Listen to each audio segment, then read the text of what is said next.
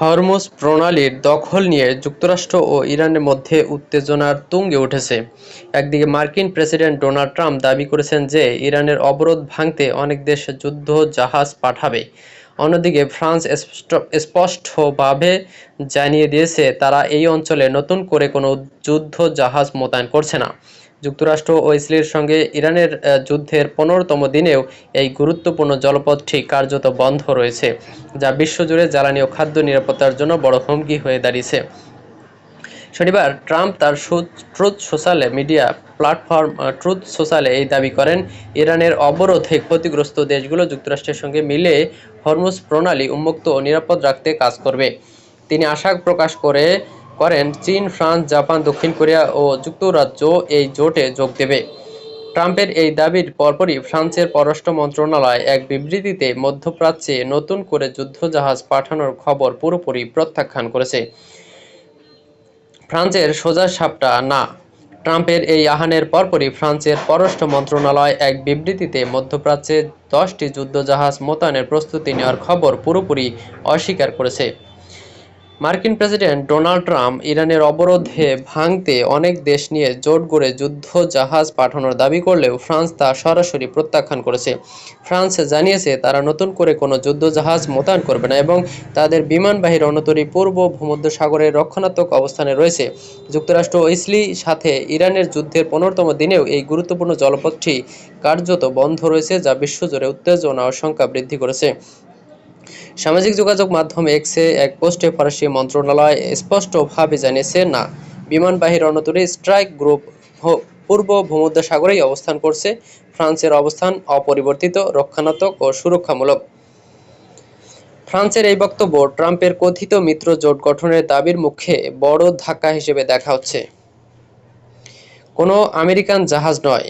Trump একই পোস্টে দাবি করেন যে যুক্তরাষ্ট্র ইরানের সামরিক সক্ষমতার 100% ধ্বংস করে দিয়েছে, যদিও পরক্ষণেই তিনি স্বীকার করেন ইরান এখনও জলপথে ড্রোন, মাইন বা ক্ষেপণাস্ত্র ব্যবহার করতে পারে।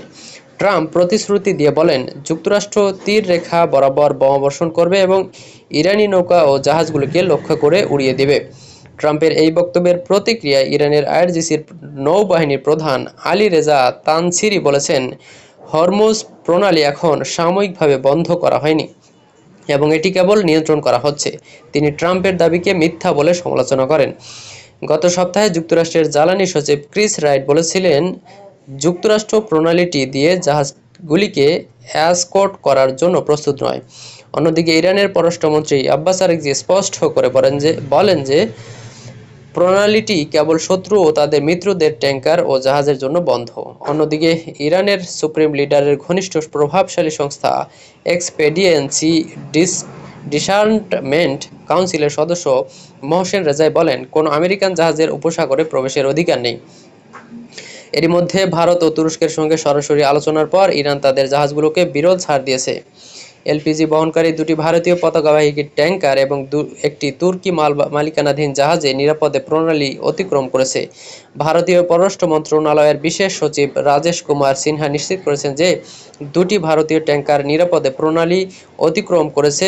ভারতে নিযুক্ত ইরানের রাষ্ট্রদূত মোহাম্মদ ফাতহালি জানিয়েছেন, প্রধানমন্ত্রী নরেন্দ্র মোদী ও ইরানের প্রেসিডেন্ট মাসুদ পেজিশকিয়ানের মধ্যে সরাসরি আলোচনার ফলেই এই ছাড় দেওয়া হয়েছে। চলতি সপ্তাহের শুরুর দিকে একটি তুর্কি মালিকানাধীন জাহাজকেও একইভাবে যাওয়ার অনুমতি দেওয়া হয়েছিল। আঙ্কারা সরাসরি তেহরানের সঙ্গে এ বিষয়ে আলোচনা করে এবং পথটি তাদের জন্য উন্মুক্ত করে দেওয়ার অনুরোধ জানায়। জানা গেছে আরও 14টি তুর্কি জাহাজ এখনও ছাড়পত্রে অপেক্ষায় রয়েছে।